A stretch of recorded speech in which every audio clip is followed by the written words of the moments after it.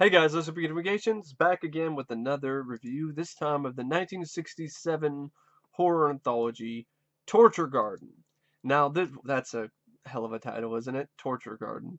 I'm surprised that you haven't seen some movie recently reuse that name to make some sort of hostile torture porn type movie with that title. But anyway, Torture Garden, there really isn't much of a garden here either. So Amicus is continuing with their kind of misleading titles. Dr. Terror's House of Horrors, there's no house at all. It's just vaguely my tarot cards or a house of horrors. Doesn't make any sense, but okay. It takes place on a train for the most part, but here there's not really a garden. It's more of a sideshow than really a garden. But anyway, the film returns director Freddie Francis, who directed Dr. Terror's House of Horrors, and you get four more stories. And honestly, I liked all four of these stories. Now, some of them kind of drug on a little bit, especially Terror Over Hollywood, the second segment. But for the most part, I liked all of these stories, so that's why I like this film. I think it's a little bit underrated, to be honest, when it comes to Amicus's horror anthologies. Um, I don't think it's one of the worst, and I don't think it's just an okay horror anthology, because some of the stories are really clever, and especially Terror Over Hollywood, which was way ahead of its time. Now, it starts out, the wraparound deals with five people who visit a fairground sideshow run by a showman called Dr. Diablo, played by Burgess Meredith, which is a really crazy thing to see. Mickey as some sideshow ringmaster guy, and he actually did a really good job, Burgess Meredith. And having shown them a handful of haunted house style attractions, which is kind of lame, he promises them a genuinely scary experience if they will pay extra.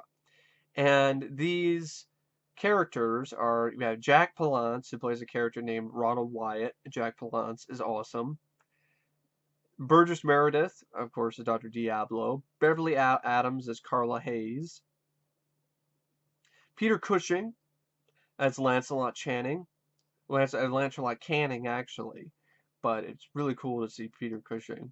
And he's actually in a later segment. He's not actually one of the team, one of the people that's in the fairground sideshow. He's in the segment with Jack Palance and the man who collected Poe, which is, come on, Peter Cushing and Jack Palance in a segment together. That's all. That's a movie fan's dream come true. Two legendary great actors in one segment together, and it doesn't disappoint either. And you have so you have Enoch, which is the first segment where you have a character named Bryant, who I believe Michael Bryant's played by Colin Williams. And then you have Terror Over Hollywood, which is a character played by Beverly Adams named Carla Hayes. Mr. Steinway, which is a third segment where you have new Barbara Ewing, her character named Dorothy. And so you have Dorothy, Michael. Yeah, you have actually, it's Dorothy, Colin. Michael Bryant plays Colin Williams. So Dorothy, Colin, Ronald, Jack Palance, and Carla. So there are these five. Those are the five, I believe, five people that end up. Actually, there's a fifth patron uh, named Ripper, who actually the actor who plays him is named Ripper. Um, Michael Ripper is Gordon Roberts. So anyway, that's the fifth guy. So the first segment. So basically, actually before I even go into the segments, how each of these how the wraparound goes is they decide to pay Burgess Meredith, Dr. Diablo, extra for this scary experience that they'll never forget. And so their curiosity gets the better of them, and then the small crowd then falls in behind a curtain where they each view their fate through the shears of an effigy of the female deity Atropos, played by Clytie Jessup, which is an interesting idea to have you see their fate through shears, and it's kind of eerie, definitely creepy. And these short stories are actually based on all short stories written by Bloch, by Robert Bloch, who wrote the screenplay. And Robert Bloch is the guy who wrote Psycho. So you have a really capable writer working on this film. So anyway, the first segment is called Enoch, and it's one of my favorite segments because it's just so crazy. So you have this greedy playboy played by Michael Bryant, this character Colin Williams. What happens is his dying uncle, played by an actor named Maurice Denham, his uncle Roger. He wants his money. He's greedy. He sees that his uncle has all this money and he's rich, and his uncle's trying to tell him you don't want it. You don't understand. I can't give you anything. And he's like, "What do you mean you can't give me anything?" And he actually, I remember he doesn't let him have his pills for his heart problem. And because he says, "I'll give you your pills if you tell me where the money is." I can't. What do you mean you can't? And so finally, the guy, his uncle dies because he's not given his heart pills. And so what happens is greedy fuck, Colin, he ends up going down, and he ends up finding how his uncle got the money. And it's really absurd. What it is he finds this cat that was buried in underneath, like in the basement somewhere, in the cellar. It's not really a cellar, it's like in the basement. And this cat was buried in a coffin. And you're like, it's a cat. Like, how did the cat live, for one? But what happens is this cat is actually some kind of like a deity of sorts, and it only took the form of a cat. And the whole thing is that if you let it feed, if you feed it, and what it likes to eat is, of course, human flesh. It actually likes to bite people's heads off, to be exact. If you feed it what it wants, it will give you untold riches. But at the same time, it also controls you. So you see, it can speak inside your head and drive you nuts. And that's why his uncle was trying to warn him. No, I can't. See, that's why he couldn't, because he locked up the cat. Because he never wanted to deal with the cat again because it ruined his life. But you see, there's always a moral here. And Colin, don't be greedy, because you might end up finding some devil cat who will ultimately bite your head off, because that's pretty much what happens, of course. And this is pretty decently gory for a film from 1967, because you see the aftermath shots of people missing their heads. He gets arrested. He's in jail, and he's all like, "You don't understand. It'll come for me. It'll come for me. It's like it's gonna take my head." And they're like, "What do you mean? Come on, you're crazy." And then they sees the cat in his room. He's like, "No!" And the cat, I had a fun time with this segment too, because the cat is a tortoiseshell cat, and my cat is a tortoiseshell cat. So I was like, no wonder if that cat is weird. It's a devil cat. It's gonna kill me. It's gonna bite my head off in my sleep one night. I enjoy segments with killer cats. I mean, another one I like is from Tales from the Dark Side, the movie, The Cat from Hell, which is another enjoyable segment. So, of course, the guy's in prison. Colin's like, "You don't understand. It's gonna kill me. It's gonna get me," and nobody believes him. But then he sees the cat. The cat's appeared in his cell. He's like, "No!" And then, of course, the policeman turn around, and then his head is missing. The cat ate his head. But anyway, yeah, it's a pretty absurd segment. It really is an absurd story, but it's entertaining. It's shot well. The cinematography this time is done by Norman Warwick, and well written by Robert Bloch, well directed by Freddie Francis, and just I mean, cats are creepy anyway, so this film just enhances that. It's gonna bite your head off. So then the next one is Terror Over Hollywood, where you have this narcissistic woman played by Beverly Adams. Her character's name is Carla, and she actually steals the date of her roommate because she's just a narcissistic bitch, to be honest. And she ends up meeting this big Hollywood star, this guy who's been popular for years. And this is the type of guy who, I'm trying to remember the actor's name. It's I don't really know for sure. Maybe it's John Standing as Leo, maybe, or yeah. But anyway, so there's it's this. He's like Clark Gable in a way. That's what he reminded me the most of is Clark Gable. And so this character is no John Standing was Leo Winston and Mr. Steinway. Bruce Benton, that's who it is. The character's name is Bruce Benton, and he's played by Robert Hutton. Now, Robert Hutton plays Bruce Benton, who's this really suave Hollywood star. And while Carla, she falls in love with him because he's a huge star, and she wants to be a star too. So what happens is they start becoming a couple.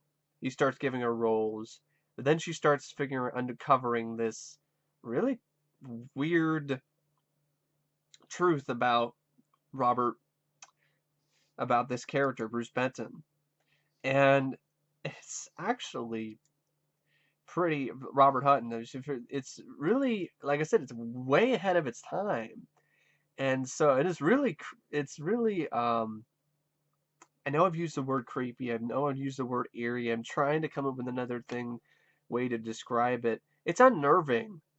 It's an unnerving segment because it goes one way where you think, oh, it's just going to be clones, because what happens is it looks like Bruce Benton is murdered, and Carla sees it happen, and then she shows up on the set the next day, and he's alive, and she's shocked, and she wants to understand why, and he's like, I can't talk about it. It's like, please tell me, I can't do it, and so you think, oh, it's clones, but eventually in this twist, and I like I said, I spoil things, but this is a movie from 1967, so, but anyway, he, you find out that it's not clones, he's an android.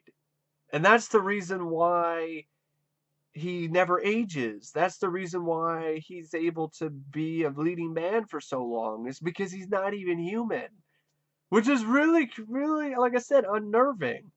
And it's a really unnerving scene at the end when it builds to its climax, when Brenton introduces when Carla figures out the truth of what's going on, that he's an android, scratches his face and sees metal underneath his skin, and he's like, now you know. It was like, no, this isn't possible. And then this other guy, the doctor guy who did the procedure and created these androids, it's like, you know too much. You wanted to know the truth, now you will know. It's like, no, no. And pretty much what happens is she becomes an android as well. So she becomes the Hollywood star, but she loses her personality. She loses all her humanity in the process, and you even have people who are fawning over her at some red carpet gala, and they're saying, "Oh, there's Carla.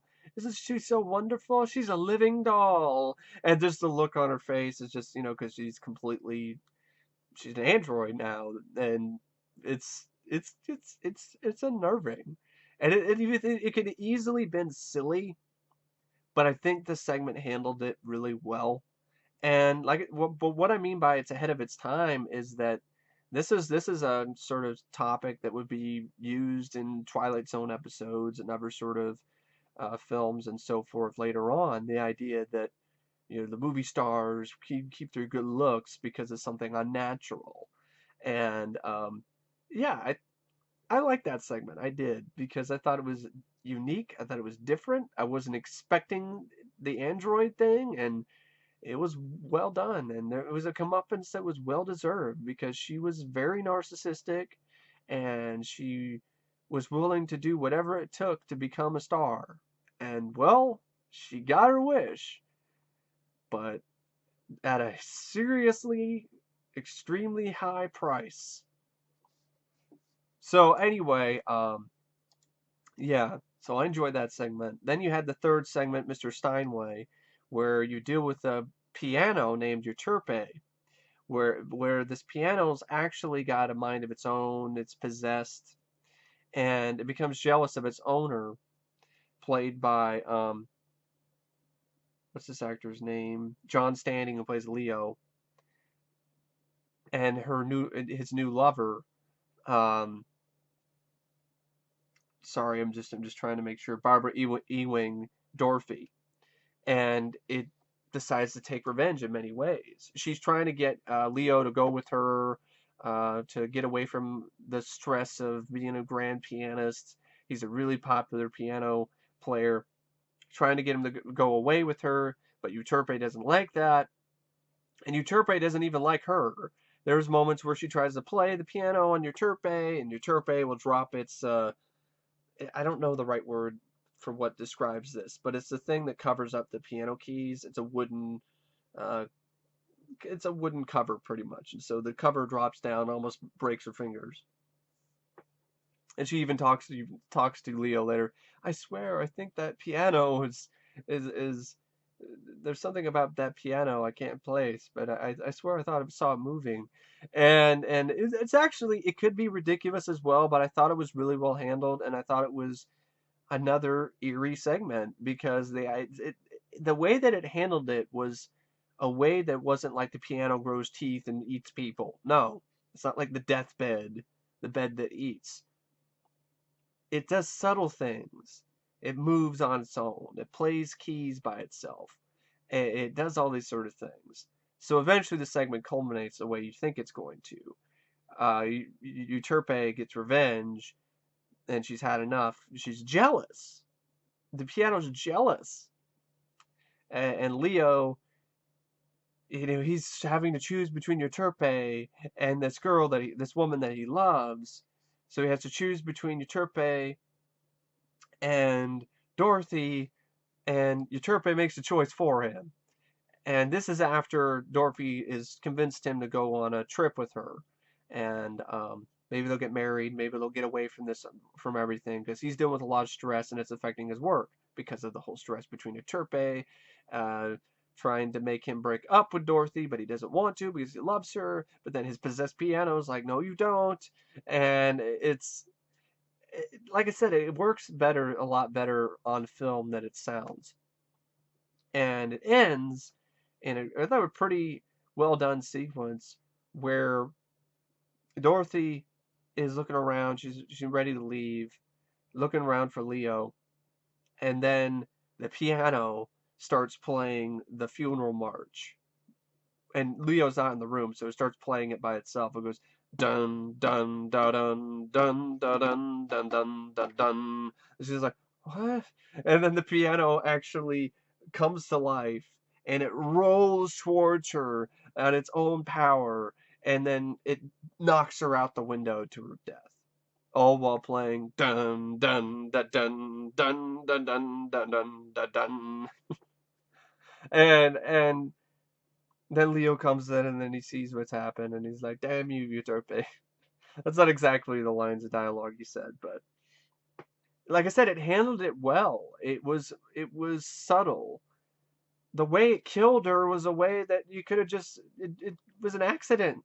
It would look like an accident. Nobody's gonna believe that the piano came to life and knocked her out the window. So that was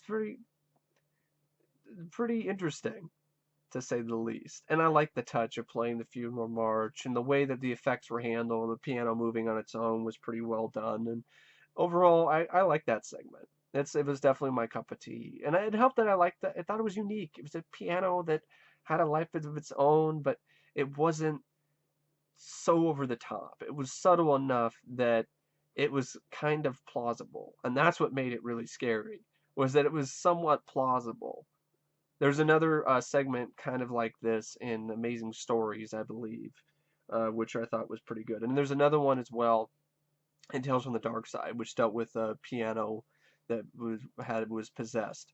I believe in that Tales from the Dark Side episode, it was like the Devil's Piano or something like that. I don't remember the exact name of that segment, but I like that episode. But I like that episode too. And I'm a music guy, so that probably helped as well. I mean, I play piano.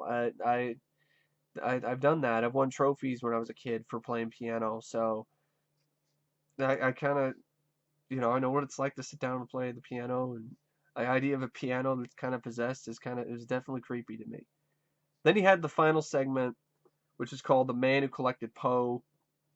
Well, I'm not actually the final segment is technically the wraparound, um, but that is what it is. But anyway, the final full segment is "The Man Who Collected Poe," and I love this segment mainly because I would probably say I liked Enoch. I liked Terror Over Hollywood, but Terror Over Hollywood had some issues with its pacing.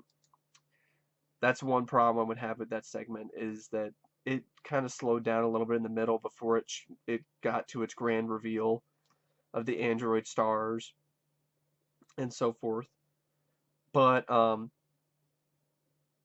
still like that segment because I think the idea is pretty unique, definitely ahead of its time.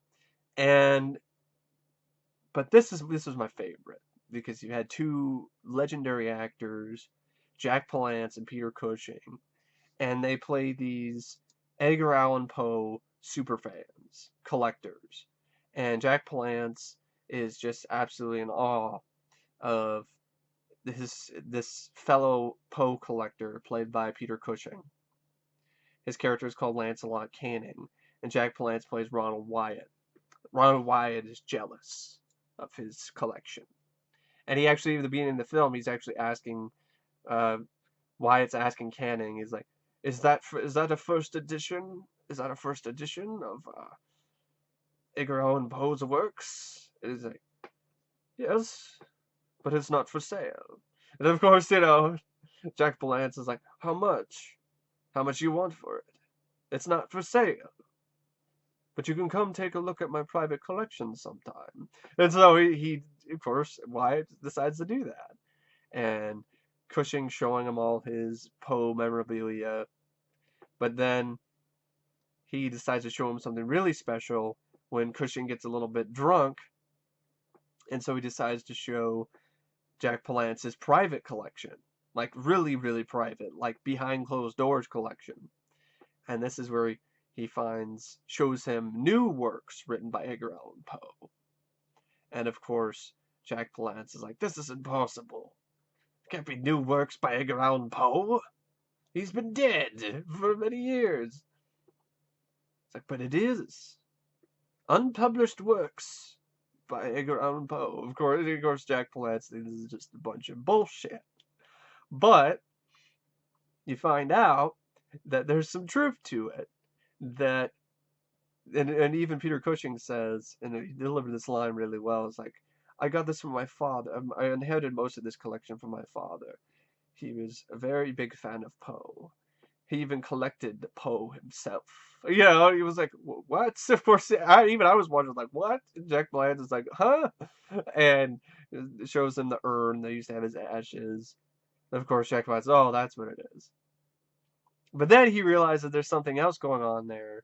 That there's another room that Peter Cushing's not letting him see, and he gets furious about it, and he ends up killing Canning, and then goes into the room himself, steals the keys from Canning, goes into the room, and he sees just it's very eerie, very it's really definitely creepy atmosphere.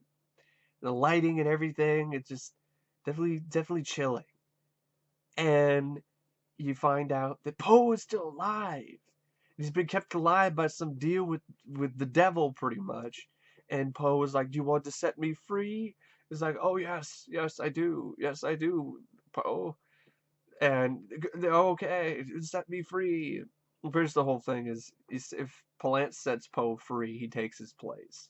So now he's going to be stuck in some limbo between living and dead, between the living and the dead, and stuck in the neverworld. And basically bound by Satan and so forth, and then the whole place burns to the ground, and Jack Palance's spirit is probably going to reside there for in this unearthly limbo for the rest of time, which is a pretty scary idea if you think about it. Like, gee, that's a horrifying comeuppance. It's like that's a fate even worse than death.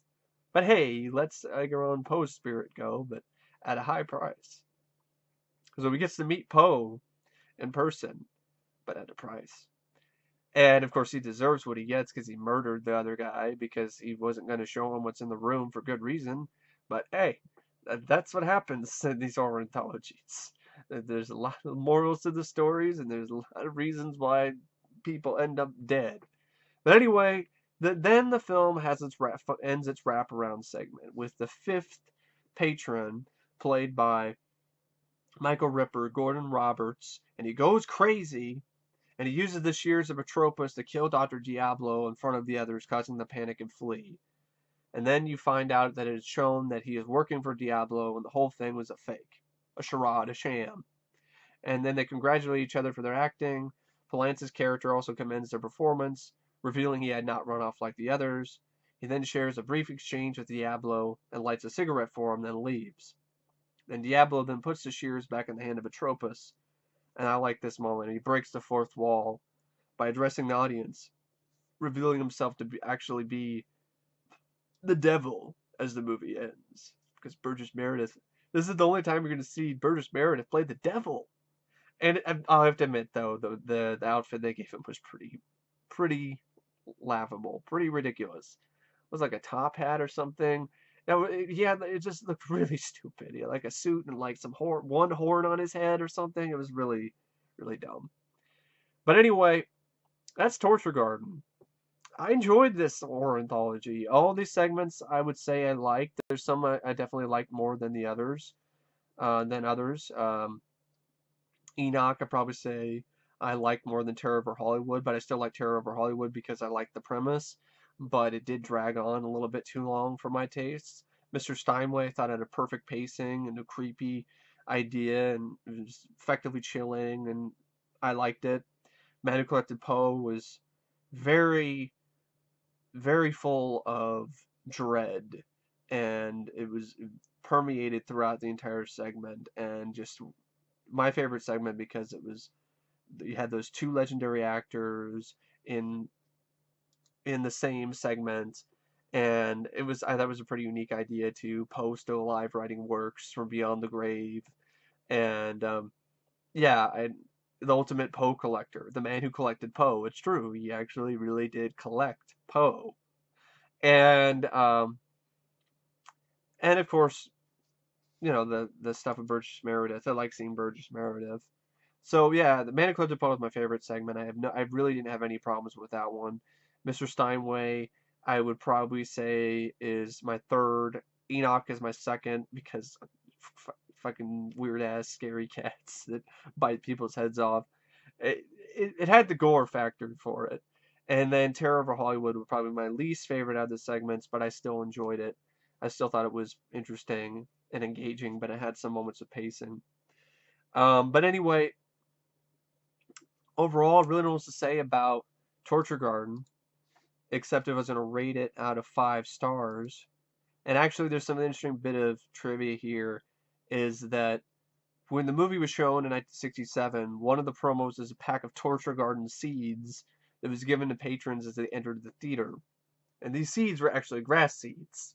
They're actually, come on, like actually going to grow a torture garden. But I thought it was kind of interesting. They used to do gimmicks like that, which I think is kind of fun. And anyway, if I was to rate the film out of 5 stars, I'd give it 4. And I would definitely pick this up on DVD if I saw it for cheap because I enjoyed it. I liked it. Even on VHS, I'd pick it up. It's a horror anthology I would watch again in the future if I'm doing a horror anthology marathon or showing a horror anthology marathon to friends and so forth. So yeah, if you haven't seen Torture Garden, I would recommend it. Even for a 1967 film, I still think it holds up pretty decently today. Definitely some unique stories and a real standout in The Man Who Collected Poe because you have Jack Palance and Peter Cushing in one segment together. And it's a real joy to watch. But anyway, I really don't know what to say about the film except thank you for watching my review, and I will see you guys later. See ya.